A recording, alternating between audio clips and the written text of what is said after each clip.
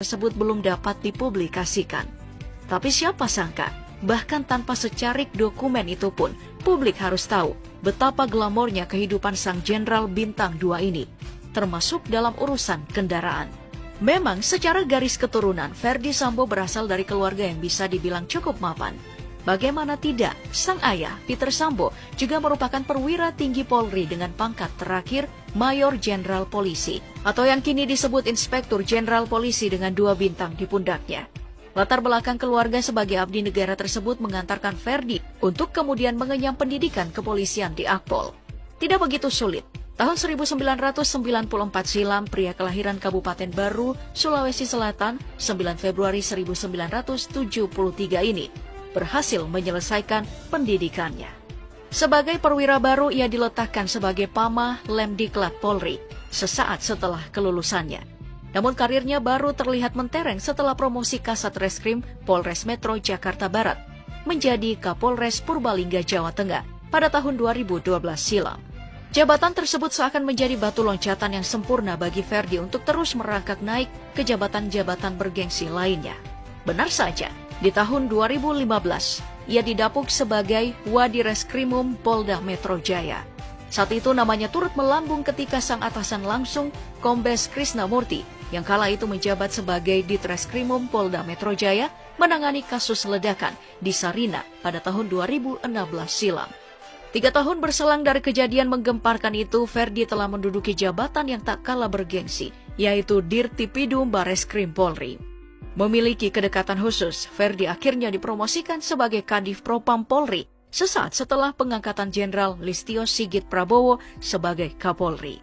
Banyak yang melempar suara bahwa kenaikan pangkat Ferdy Sambo adalah salah satu yang tercepat.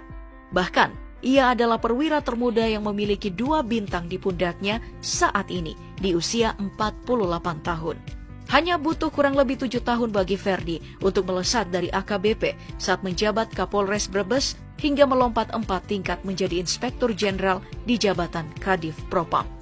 Tentu kenaikan pangkat yang signifikan tersebut tak lepas dari rentetan kasus-kasus besar yang sempat ia tangani.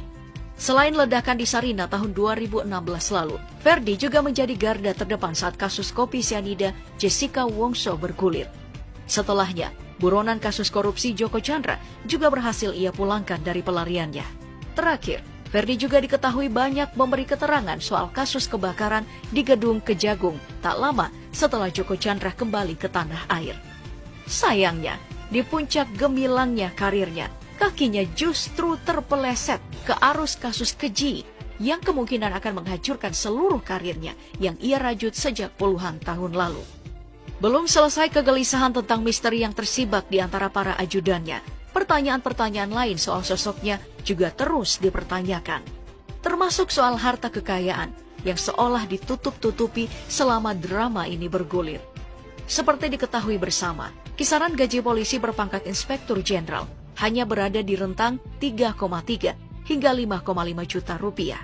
Tapi, nominal tersebut hanya besaran gaji pokok, belum termasuk tunjangan kinerja yang bisa mencapai 29 juta rupiah. Terdengar tak terlalu fantastis, namun bisa dilihat dari rekaman CCTV yang dihimpun dari berbagai lokasi sekaligus menjadi barang bukti kasus viral ini. Diketahui, Ferdy memiliki beberapa unit mobil baik yang sedang terparkir rapi di rumahnya maupun yang tengah ia dan sang istri tunggangi.